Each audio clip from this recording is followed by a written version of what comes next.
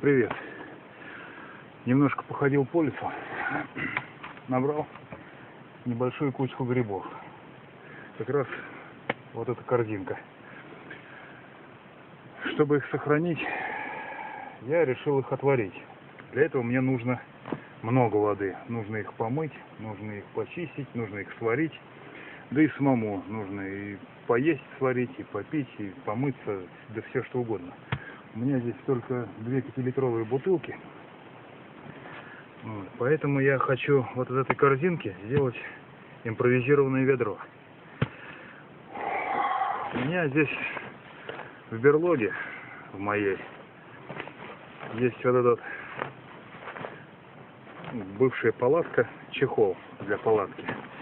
Чтобы сделать подстилку для моего импровизированного ведра, я вот этот чехол сюда сейчас и засуну. Вот. Дальше у меня с собой всегда вот такое вот спасательное покрывало. Очень легкая, очень тонкая и очень прочная пленка. Она меня уже выручала. Под дождем я был в ней. И ночевал я в такой пленке завернутый. Думал, тепло будет. На самом деле не очень. Но сейчас попробуем сделать ведро. Я не знаю, сколько сюда влезет. Ну, может, литров 7. Но это уже ощутимо.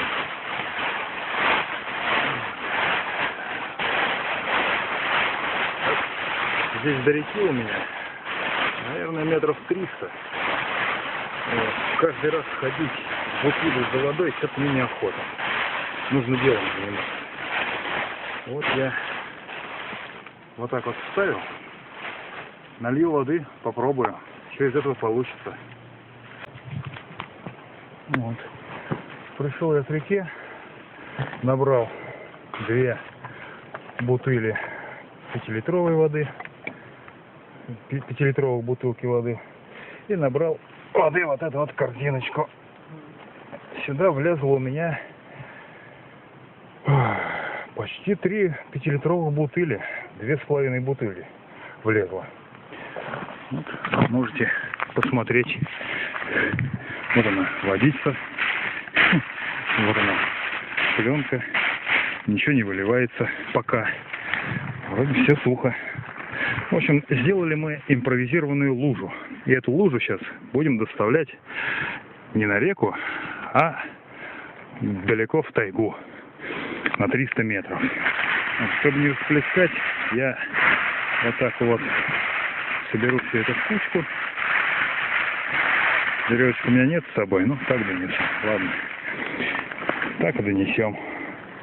В общем, штука работает. Можете взять на вооружение. Вода у меня есть. Ходить далеко не надо.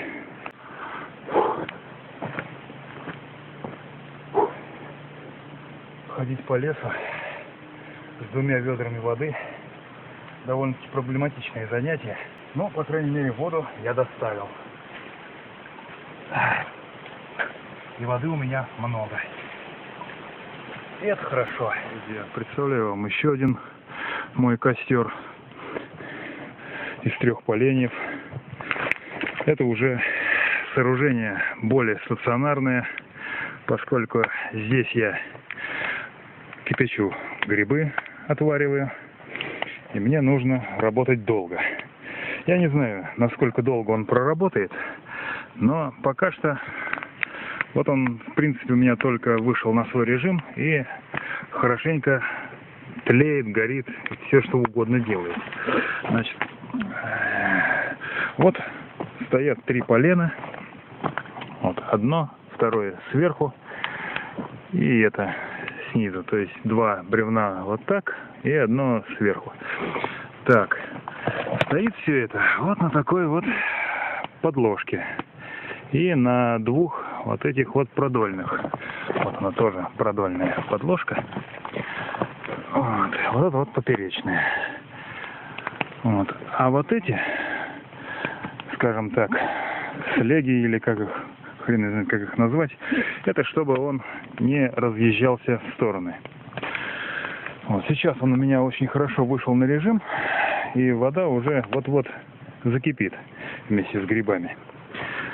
Значит, в прошлый раз, когда я здесь ночевал со своим сыном, я сделал очень большую оплошность. Я срубил еловую сушину, но оставил ее лежать. Она была сырая.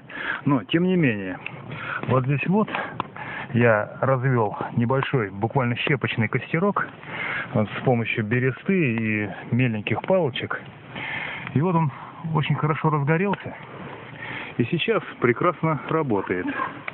Посмотрим, сколько он проработает. Пока что так. У меня предстоит большая работа по переборке и отварке грибов.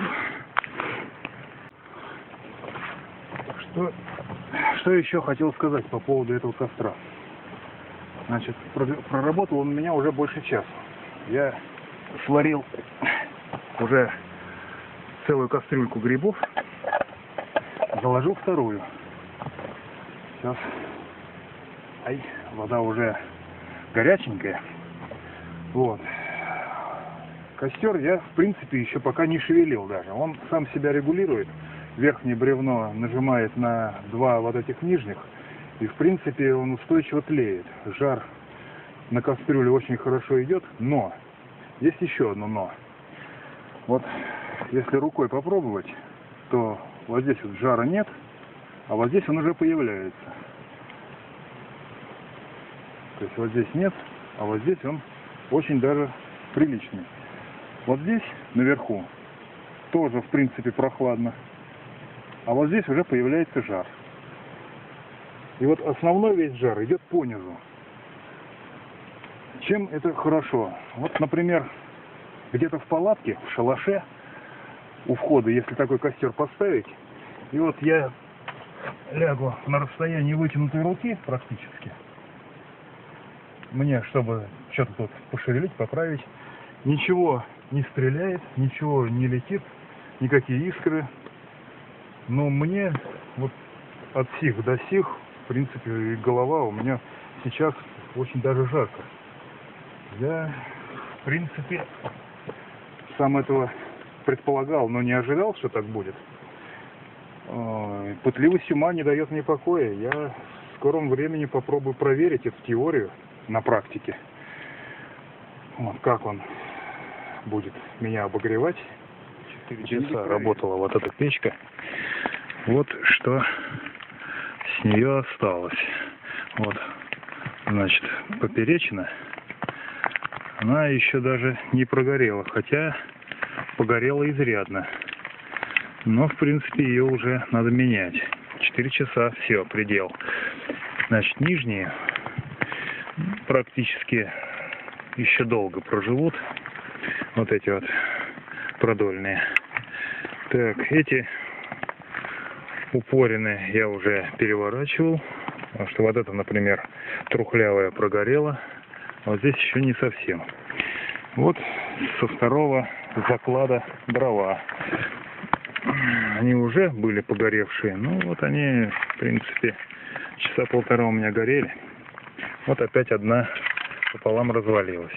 Ну, в общем, грубо говоря, на 2-2,5 часа такого костра хватит при диаметре поленьев. Ну вот, в ладонь, грубо говоря. Жарко. Вот, в ладонь. Шириной в ладонь. Ну, это где-то сантиметров 10. 3 полена будут 2 часа гореть. Так что, в принципе, вполне удовлетворительно. За ночь 2 замеса и можно переночевать.